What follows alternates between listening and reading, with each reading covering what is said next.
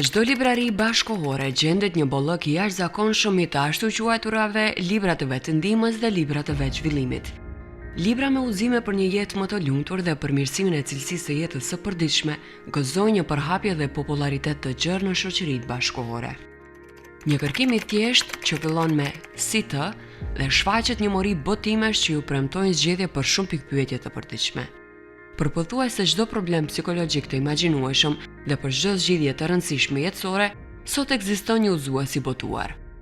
Këto botime përqojnë dhe bëjnë të qasshme një uri të përfituara nga shkenca psikologjike, duke u mbështetur veçanërisht në parimet dhe gjetjet e fushës së zhvilluar së fundmi të njohur si psikologjia pozitive. Tregu i librave të vetëndimës ka shënuar një rritje të ndjeshme duke arritur vlerën e një industrie miliard dollarësh në nivel global, i nxitur nga dërgjegjësimi i shtuar për shëndetin mendor pas pandemisë, por sigurisht edhe nga sfidat e jetës dinamike dhe përhumbjes së individit brenda kaosit të shoqërisë moderne. Librat motivues janë një ndër më të kërkuarit, sidomos nga të rinjt. Të rinjt tani kanë një fazë të vështirë, futen në depresion shumë lehtë, edhe gjurmojnë dhe vinë kërkojnë këtu vetë libra motivues sepse nuk janë në një gjendje të mirë, edhe titujt i kërkojnë dhe vinë me tituj të caktuar që i dinë. Është edhe një grup lexuesish që vinë kërkojnë këto libra nga që i u sugjeron edhe psikologu, terapisti ku shkojnë të trajtohen. Kemi edhe kështu rastesh. Janë bërë shumë trend. Vinë kërkojnë edhe libra motivues që janë edhe shumë që bëhen shumë viral. E shohin nuk ndjehen mirë, janë në ankth, edhe vinë, e shohin çfarë reklamohet, çfarë është bërë virale dhe vinë e kërkojnë atë titullin e saktë që e shohin aty. Ka edhe njerëz të moshës mesme që kërkojnë libra motivuese. Kjo industri mbi 160 vjeçare që filloi me titujt e Samuel Smiles dhe Napoleon Hill mbi idetë e suksesit, ndërsa sot pasohet jo vetëm nga autor profesionist të fushës së shëndetit mendor, por edhe nga të ashtu quajturit trajnues motivues, rezulton me mira botime që trajtojnë tematika që përfshin zhvillimin personal, marrëdhëniet ndërpersonale, përballimin e stresit dhe formësimin e identitetit. Por a na ndihmojnë në të vërtetë librat e vetëndimës dhe çfarë ndikimi kanë tek lexuesi? Mon është ajo debati se a është e vlefshme gjithçka që thuhet apo gjithçka që shkruhet. Në fakt njerëzit kanë nevojë të shohin dëshmi, të lexojnë dhe të kuptojnë diçka. Mua më gëzon fakti që ka interes për të lexuar, më gëzon fakti që njerëzit kërkojnë, gjithmonë janë kërkues, eksplorues, që të kuptojnë gjëra, por në fakt është pak edhe jam me rezerva në disa gjëra, për shkak se jo gjithçka që jepet në treg të themi që plasohet duhet të merret si e vërtet. Tani, neve ndoshta si akademik shikojmë ndoshta shumë aspekte shkencore, kërkojmë, por njerëzit janë pragmatik dhe ne kuptojmë këtë. Prandaj edhe arsyeja sepse gjithmonë më tepër kërkohen, është për shkak se aty ka elemente pragmatike. Ndoshta nuk janë shumë shkencore, por janë shumë pragmatike në atë kuptimin se çdo kush e gjen veten aty, janë pjesë të përjetimeve, janë pjesë të përditshmërisë, janë pjesë të problemeve që besoj edhe unë shpeshherë kam gjetur veten ndonjë të themi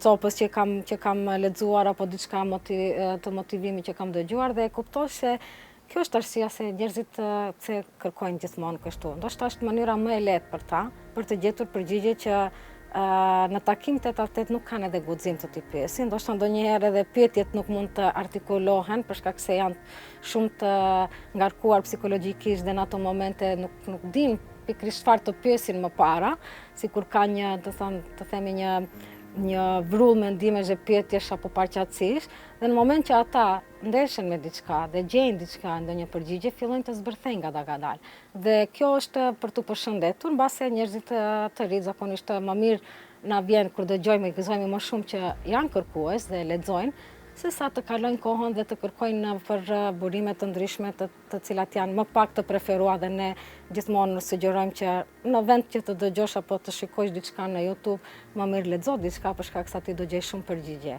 Sepse kur ti lexon e dëgjon zërin tënd të brendshëm, nuk e dëgjon zërin e dikujt tjetër që ta interpreton, po ti je interpretuesi vetes. Domethënë ne lexon, Unë ndoshta interpretoj ndryshe, ti ndoshta interpreton ndryshe, një adoleshent interpreton ndryshe, por e rëndësishme është që e lexon dhe e reflekton pastaj me veten se çfarë ishte, çfarë nuk ishte dhe qëndron me ato fjalë që i ka lexuar apo me ato dhëna që i ka lexuar për një kohë të gjatë. Disa kanë dëshirë që menjëherë ti praktikojnë, ka disa, të themi, disa literaturë, nëse mund ta quajmë, disa pjesëza të bëra që njerëzit menjëherë i përdorin dhe shikojnë menjëherë një ndryshim, dhe gjitha këto janë okay.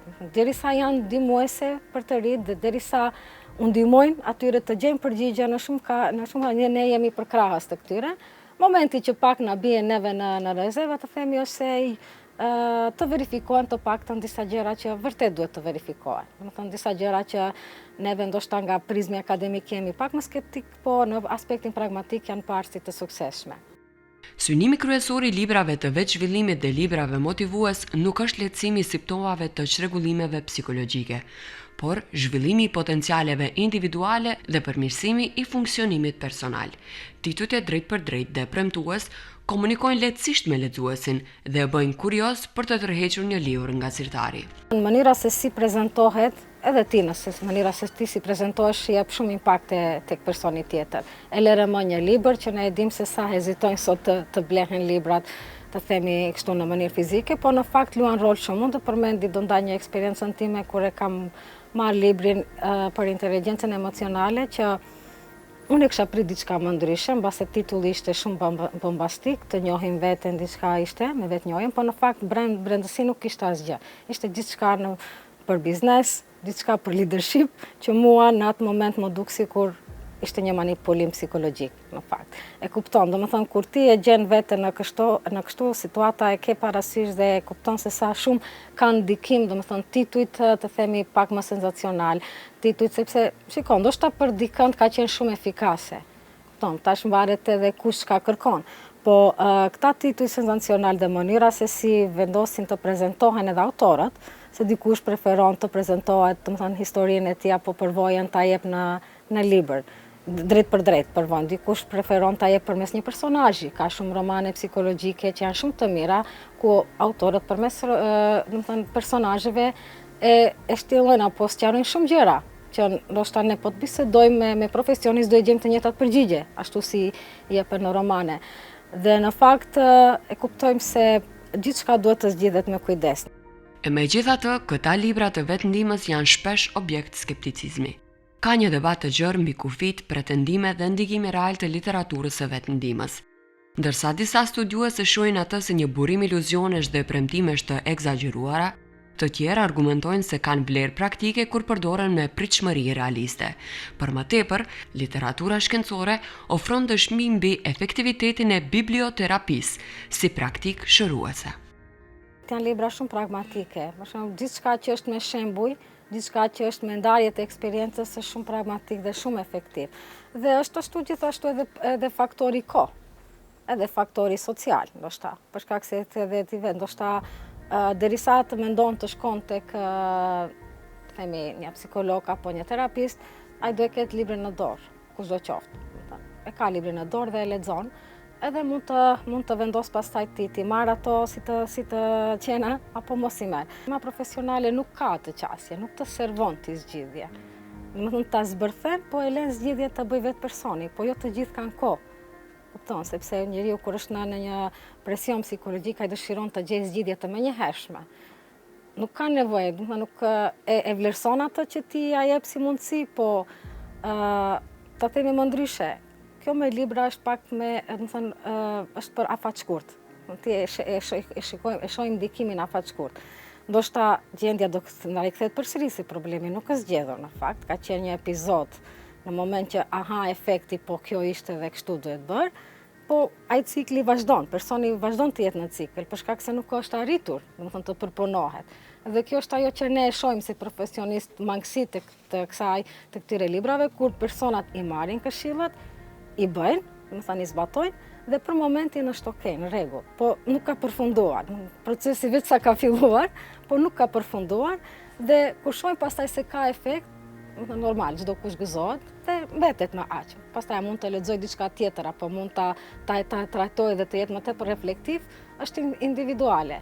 po ajo që kërkesa që bëhet më tepër është kjo, do të thënë se efekti është imediat dhe është afatshkurt. Pastaj do të hi përsëri në cikël dhe përsëri do të lexoj diçka tjetër dhe përsëri do provoj një strategji tjetër, do të thënë gjithmonë është ai rrethi që e mban njerin dhe kurreshtja çka të vin pastaj, çka duhet bëj nëse herën e parë bëra kështu, a duhet të ndryshoj strategji, të provoj edhe këtë radhë, më kanë thënë për këtë libër ose më kanë thënë për diçka tjetër.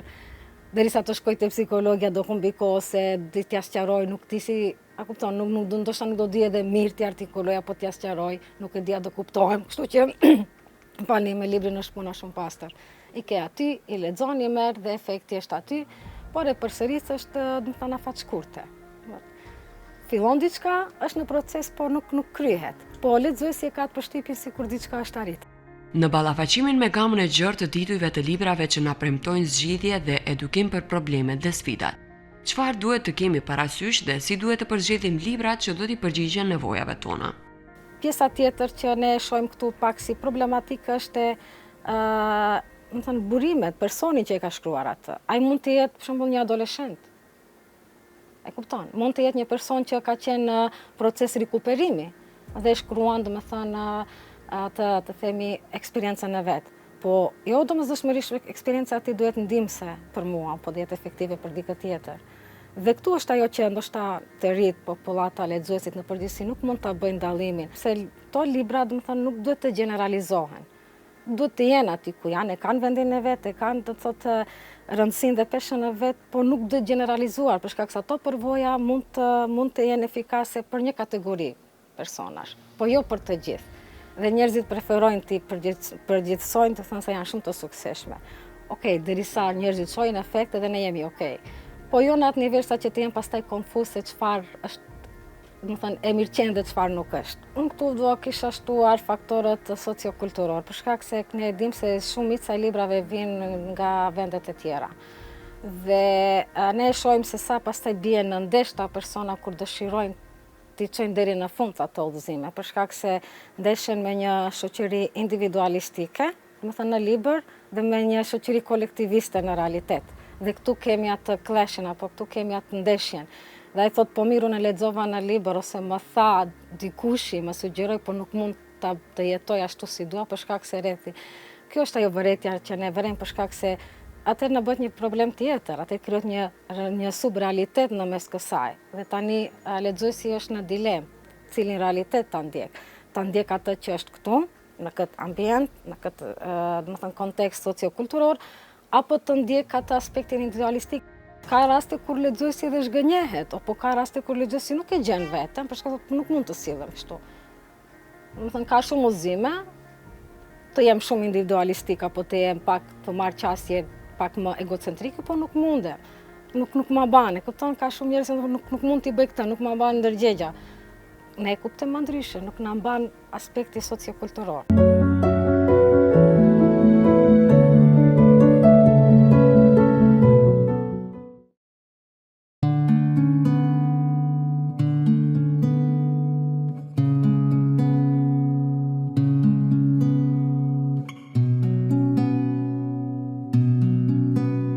Se çdo bibliotekë në shtëpi duhet ta ketë skotpekun, sepse ky e tregon jetën në atë mënyrë që njerëzit ta gjejnë një rrugë ku mund të zgjidhin problemet.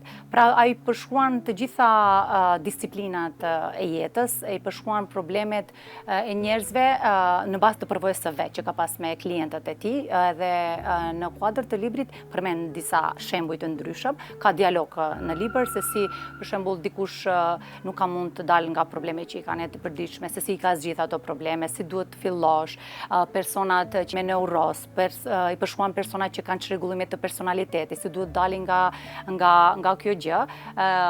Janë libra që të udhëzojnë edhe se si ta duash jetën më shumë, edhe se si të vazhdosh më tepër.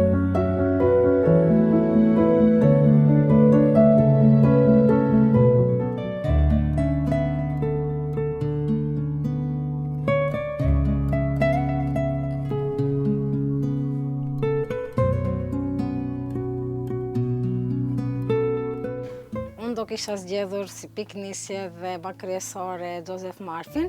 Është një ekspert shumë i mirë, dhe zakonisht veprat e tija janë të pranueshme themi nga një masë më e gjerë, për shkak se flet për një gjë shumë esenciale, një gjë që neve profesionistët e studiojmë, po në fakt popullata i mirëpret botimet e tilla. Është fakt konkretisht libri Fuqia e Nëndijes, dhe sqarimi është aq i mirë, aq i pranueshëm, saqë unë besoj se edhe ata që nuk e kanë lexuar, ndoshta ditëve në vazhdim do e ndrojnë mendja. Tani kur flasim për nëndien, është si ajo icebergu, e ke parasysh, ne shumë pak shohim lart. Gjitha nëndia është, të themi, në nakullnaja që nuk e kemi iden.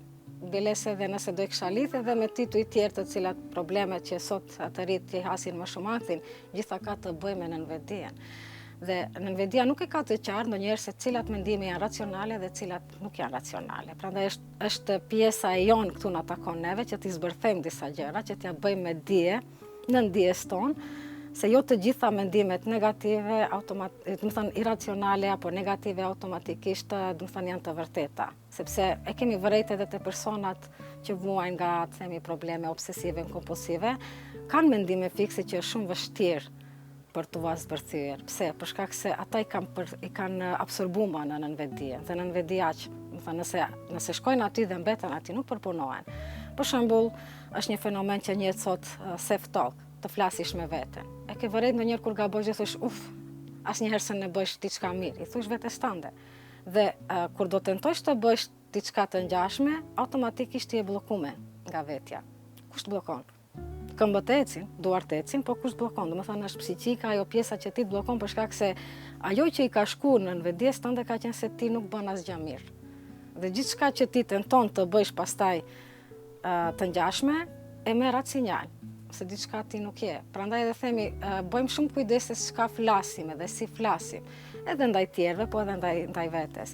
Nuk kemi shumë shprehje të japim komplimente vetes, po besoj se ndonjëherë kur kemi marrë komplimente, kemi vërejt se si na ndryshon disponimi. E kupton, si ndryshon ai mindseti jonë, se ndonjëherë kemi nevojë të tjerët na konfirmojnë atë që ne e duam, domethënë e kërkojmë pa vedi, e kërkojmë dhe nuk e kemi iden se çfarë është ajo që kërkojmë. Prandaj edhe unë e zgjodha Martin për shkak se aty kemi çdo gjë, aty kemi arritje dhe zhvillim personal, aty kemi vetnjohjen, aty kemi, unë do e kisha quajtur artin e vetnjohjes, për shkak se nuk ka nivel më të lartë dhe të themi më komplekse sa vetnjohja. Neve çdo ditë besoj jemi në situatë që të zbulojmë diçka nga vetja jo. Po këto i kemi, këto resurse ne i kemi, vetëm se duhet diçka një klik që të na nxit që ne t'i zbulojmë këta. Po kisha sugjeruar të paktën të rive, për shkak se ndoshta edhe zhargoni që e përdorin ata në përditshmëri, është pak fani për ta, është pak qesharak, po në fakt duhet të kemi kujdes se çka dhe si drejtohemi vetes, për shkak se nëse ti e përsërit 2-3 herë diçka që nuk është e vërtet, truri e proceson si të vërtet, për shkak se diçka stimulimet kanë shkuar aty. Dhe nëse kemi parasysh se adoleshenca është faza që njihet për atë kompozitetin e identitetit, kush jam dhe çka dua nga jeta, besoj se shumë përgjigje do gjejnë këtu në këtë libër. Në fakt çka jep libri të qartëson shumë gjëra, Linda. Sikur t'i hap sytë dhe të bën të vetëdijshëm për gjërat që i ke, si thonte një profesor i ndjer, nuk kërkohet lumturia në kin, po në fakt lumturia është brenda dhe duhet vetëm të nxirren pak, a kupton, të bëhet një nxitje që ti të zbulosh. Nuk jemi të vetëdijshëm se sa shumë i ushqejmë mendimet negative në vete, vetë kritika, vetë sabotimi. Gjitha këto pastaj ndikojnë edhe në rritje dhe zhvillim personal. Për shkak se një person kemi vërejtur shumë raste kur personi është shumë kritik, edhe me punë dhe pastaj kemi vërejt dhe kuptosh se shkaku kryesor i atyre është se, domethënë, fjalët që janë thënë nga të tjerët, introjektet që janë marrë, po edhe vetë mendimet, nuk kanë mbetur në pjesën e nëndijes, nuk kanë arritë të përpunohen. Dhe nëndia si e tillë nuk mund të bëj vetë kanalizimin. Duhet patjetër që të nxirren në vetdije, që shpërthej kjo fuqia, që t'i nxjerrë në sipërfaqe dhe të bëhet kanalizimi. Çka është e vërtetë, çka është reale, çka është e shëndetshme, çka nuk është e shëndetshme, çka ndihmon dhe çka nuk ndihmon.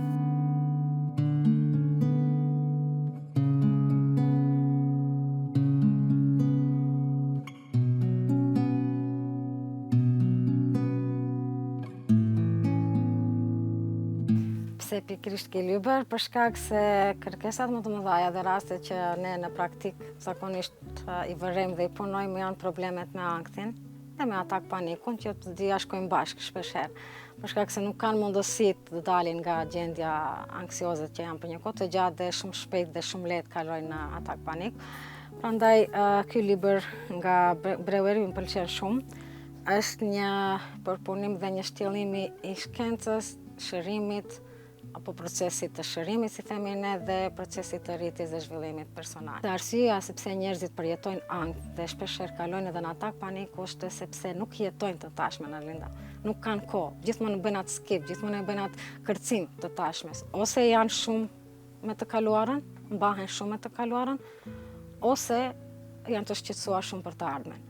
Domethënë, janë në mes të dy ekstremeve dhe kështu e humbin mundësinë për ta shijuar të soshmen. Ajo që unë e pëlqen në këtë libër është se sqaron shumë mirë edhe simptomet e ankthit që janë shumë të pranueshme dhe në mënyrë shumë të themi të kafshme për popullatën. Për shkak se njerëzit shpeshherë janë të friksuar kur janë në ankth, janë të friksuar nga simptomet, nga momenti se si e shohin veten. Po tani nuk mund që ne të jemi të qetë edhe të jemi në ankth, apo domethënë do jetë shumë paradoksale. Prandaj edhe si formë këshilli autori jep që pranojeni, domethënë dhimbjen, pranojeni se ndoshta njerëzit të përjetojnë ankth edhe nga dështimet. Prandaj edhe sugjerimi i autorit është jeton, ndonjëherë duhet të jetosh me dhimbjen. Duhet ta jetosh, ta përpunosh dhe ta lësh të shkojë. Tjetra gjë që autori shëllon është mos keni frikë, domethënë nga simptomet e ankthit. Mua më kujtohet as derisa flas edhe profesoresha më shpesh thonte shumë mirë që ankthi paraqitet në moment kur ne largohemi nga vetja. Se po mos të jetë kështu, ne nuk do e kuptojmë se çfarë duam. Në të njëjtën lidhje është edhe autori, për shembull thotë, nëse neve nuk do kishmi patur këto situatat e ankthit, shumë herë nuk do dëgjojmë edhe zërin nga brenda, se ankthi është zëri jonë. Më pëlqen metoda se si, domethënë e qas, është një kombinim për shkak se edhe vetë autori është PhD, do thotë është person akademik që edhe ka ndërthuar shumë mirë edhe shkencën, edhe praktikën, edhe punën e vetë dhe përvojën. Prandaj edhe ka mund t'i shtjellojë në të gjitha aspektet dhe të jep një rezultat, domethënë diçka shumë pragmatike që çdo kush që e ket në dorë, jo detyrimisht do të jetë një student i psikologjisë apo diçka më ekspert për ta kuptuar, po thjesht është i kuptueshëm dhe është i lirë për të gjithë njerëzit. Më pëlqen edhe titulli Zbërthimi i ankthit, në atë kuptimin që ta bëjmë anktin më familjar, më të kuptueshëm, se nuk është diçka e dëmshme, domethënë nuk vjen, është përgjigje e trupit tonë, është përgjigje e psikikës tonë. Nuk është ndonjë, si them, armik i jashtëm që neve na jep na atakon, po në fakt është përgjigja e jonë që neve kërkojmë, domethënë dëshpërueshëm ndihmë nga vetja jonë, nga vetvetja. Ndonjëherë themi stop, se ishte e tepërt ose prit pak dhe merr frymë. E përmendën edhe autori këtu, Breueri, dikundi, ka libri edhe artin e frymëmarrjes. Pse thuash art? Po ne marrim frymë, po në vërtet sa marrim frymë. Sa e ndjejmë dhe sa e përjetojmë frymëmarrjen e thellë. Nëse nuk kemi kohë edhe për këtë frymëmarrje të thellë, atëherë ne nuk jetojmë as pak sot. Në episodin e radhës të Mos e gjykon nga Kopertina, flasim për librat që na mbajnë peng deri në faqen e fundit.